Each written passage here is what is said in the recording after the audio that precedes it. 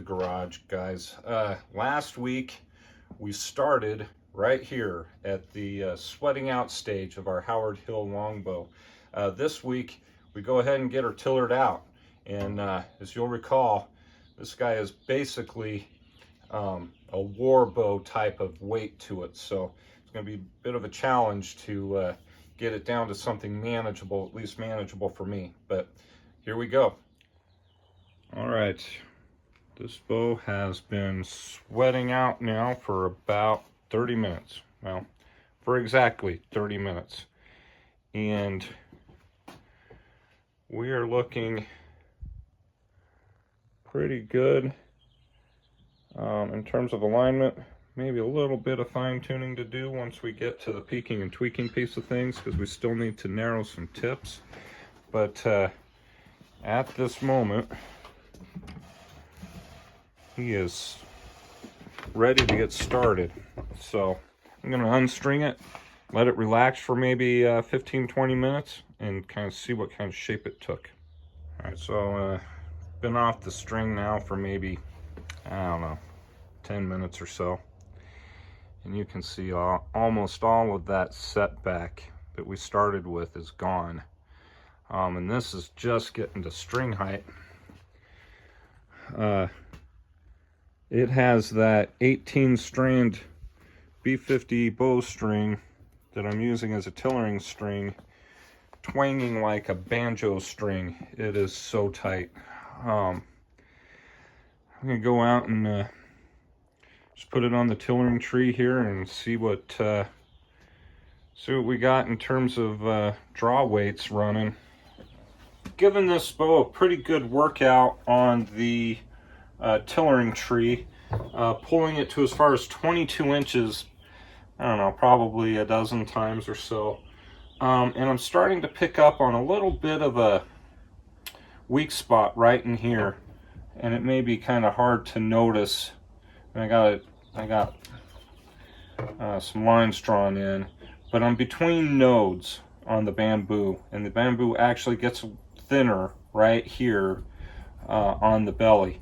So I'm gonna have to kind of work at taking out some thickness here beyond these nodes on each side to kind of bring the rest of it down to bend evenly. And then I'll probably need to take some material off the whole top side to make up for what I'm gonna do some corrections down here.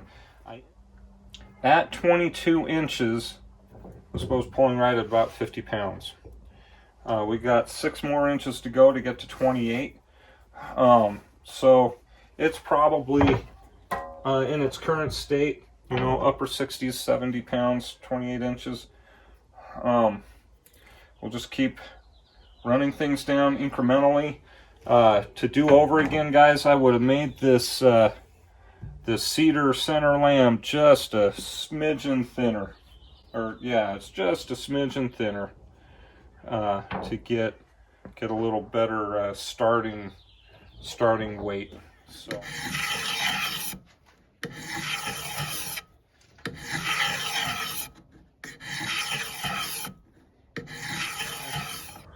I'd let you see this thing pulling where we're at right now.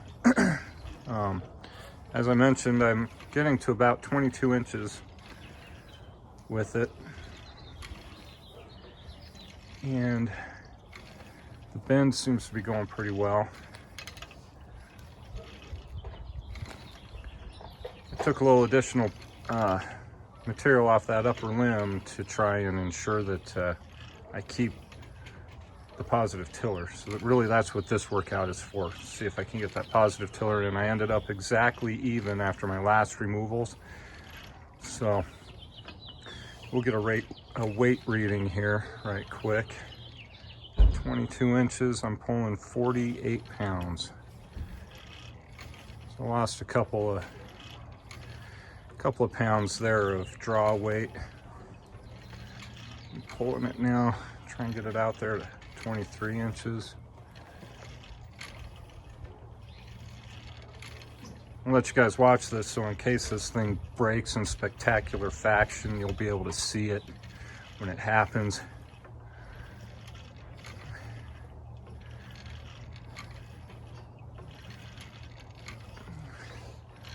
So at 23 inches, we're at 50 pounds. I managed to get another inch of draw at that 50-pound weight class. And pulling at weights this heavy is always kind of unnerving to me because I feel like it's just gonna break. Even though I know the bend is looking good and it's all just relative. So still a little unnerving. All right, I'm gonna take it in and see how we're doing in terms of that tiller and positive tiller measurement. All right, so that last workout got us to what, 50 pounds at 23 inches. I have about a 7 1/16 on the top limb here, 6 7/8 on the bottom. So we're dealing with 3/16 of an inch positive tiller again on this top limb. Guys, I don't know really where to go from here. I mean, the bow is just, it's too narrow to narrow it anymore, I think, with any real net positive effect. I think at this point, to narrow it just makes it unstable. I have taken a fair amount of material off of the belly. The only place I have not taken any material is on the back. So what I think I'm going to do is I'm going to go ahead and trap the back because I know that's not going to hurt anything, but it's probably not going to help me mitigate the weight in any way. Typically trapping will just take off mass without losing weight, draw weight that is. So my thought on that is to kind of minimize the amount of bamboo at work here and maximize the amount of cedar doing work out at the edges, and maybe lighten things up a little bit. So that's kind of what's going through my head. The reasoning why I'm going to do this, it will also give a really nice, almost cylindrical or elliptical cross section to the bow itself, which will be, I think, a pretty nice touch in the end, assuming that I can get this thing to 28 inches at a draw weight that I can actually pull. For those of you that are unfamiliar with what trapping is or what it means or the process of doing it to your bow, trapping is essentially taking off the corners of your edges here.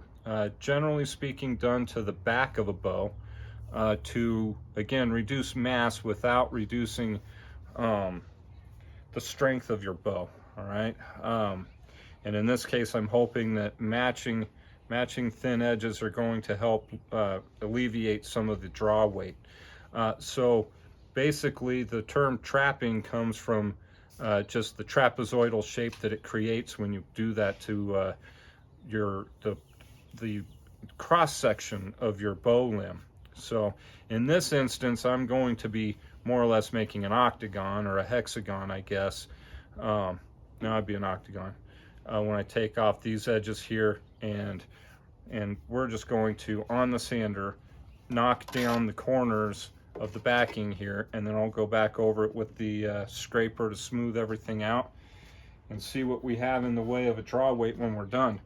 All right, hopefully you can see where the original surface of the bamboo is kind of striped right down the middle of the limbs, and at the nodes you can kind of see where the angled cuts have been made, or just the profiling has been done. So the limbs themselves are starting to take on a little bit of an elliptical shape to them. Quick floor tiller kind of makes it seem like a promising tactic here. I'm going to go ahead and get it out on the tillering tree and see what we got. All right, guys, to a very minor degree, I'm starting to experience what I had talked about in my last installment with regard to getting this bow to string height, and that is that my upper limb here is starting to twist out away out of alignment.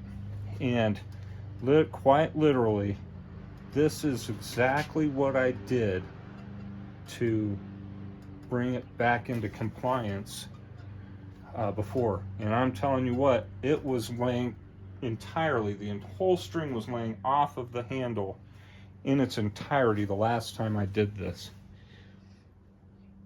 When we're still teaching the bow to bend, it's amazing how quickly and permanently you can make this kind of change and then move forward from it without having to go through all the craziness of trying to remove wood on one side of the limb and go exercise it some more. It's just tell it where to go. Just tell it where to go while it's still green. Before it's hit full draw, it's going to learn, and then you just move forward.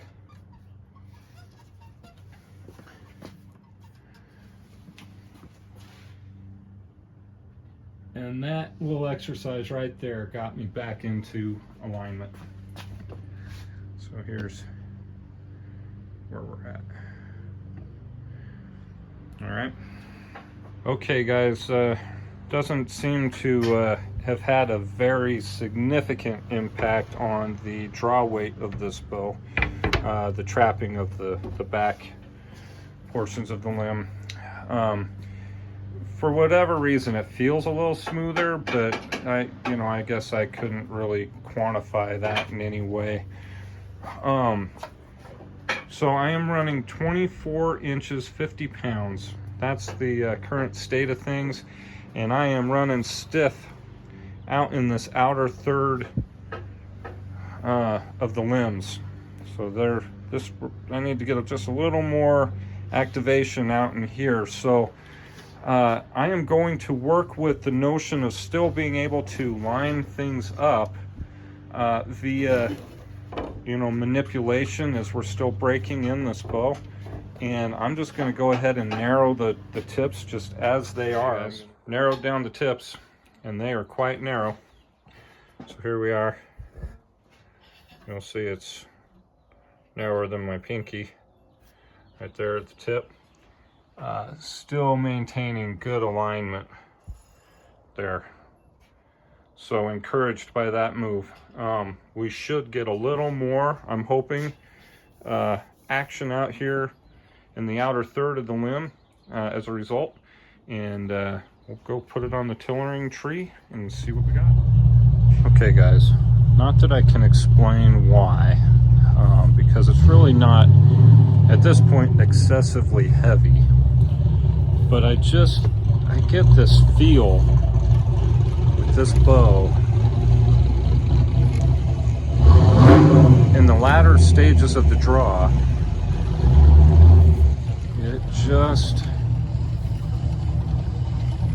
It feels like excessively difficult to draw. Call it stack, drawing it repeatedly here to 26 inches. The thing is it's 68 inches nock to nock. We shouldn't be experiencing a ton of stack on this bow at this draw length. Let's see, we'll get a weight reading right quick. It's only 55 pounds there at 26 inches. So it's not like it's incredibly difficult to pull either. It seems to just be giving up weight. But God, I just feel like it's gonna blow. I don't know why. We're getting it down here approaching 27 inches. Limbs are looking good to me. I'm not seeing anything major in terms of tillering concerns.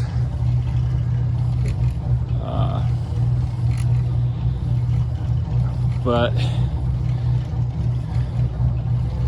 it just feels, I don't know, something weird about this one. Don't know where my confidence is right now. Let's see where it's at 27 inches. I gotta let it zero. You'll notice too that it's strung to about a to 9 inches from the back. It's about a 6 or 7 inch brace height.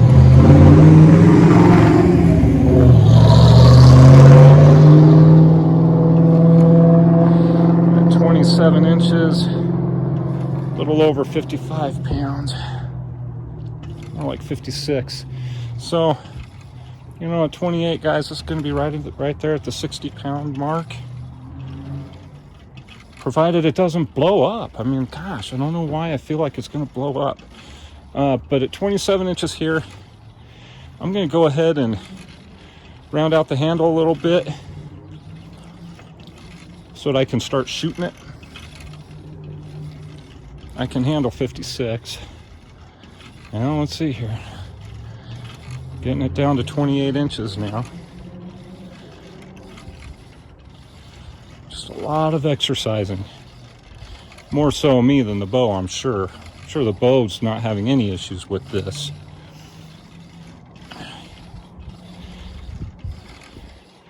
Okay, we got to 28 there. At 28, 59 pounds. I'm going to call it 60 at 28 right now. Okay, we had it to 28 probably half a dozen times. I'm going to go in and make sure that I'm not dealing with anything weird as far as the positive tiller is concerned. Just throw down a couple measurements and make sure that we're still good. I have a arrow rest drawn in here where I'm going to cut out a pretty shallow arrow rest. The tiller at rest looks really good. I have, like, to the back of the string, 7.5 inches here, to the back of the string here is about 3/16 of an inch more. So I'm still dealing with about 3/16 of an inch positive tiller here. I'm not going to mess with any of that until it changes. Got a not a dedicated string, but an actual bow string on here so that I can shoot this a little bit. Since everything seems to be going pretty well, and I don't know if maybe you can pick up on the alignment here, the bow is perfectly aligned. I'm going to go ahead and just slim down the grip area. Probably put in my arrow rest, but make it such that we can put a few arrows through this thing and see how she performs. Self-fulfilling prophecies are a real bitch.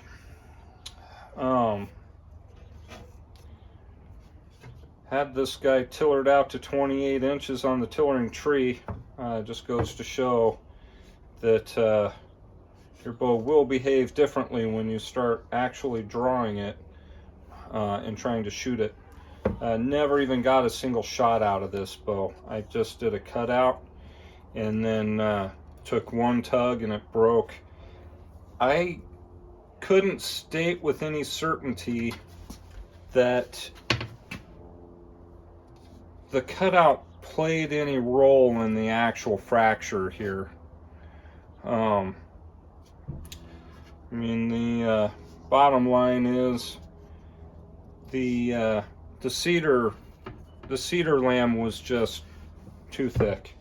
And I will tell you what, guys, this is me like failing to really listen to what I already know to be the truth, and that is the thickness of a bow is going to dictate its draw weight, right? That between two laminates, like on a back and a belly, you can have almost any material in the middle and it is still going to turn out a very heavy bow if it's a thick lamb. And I should not have made such a thick lamb here on this particular bow. So this is going to be the end of this chapter, guys. Not the end of the bow build. I will get caught back up to this stage and start with the next video to bring it to fruition. But guys, for the time being, this is going to do it for this week, and hopefully I've got the replacement put together and ready to go next week.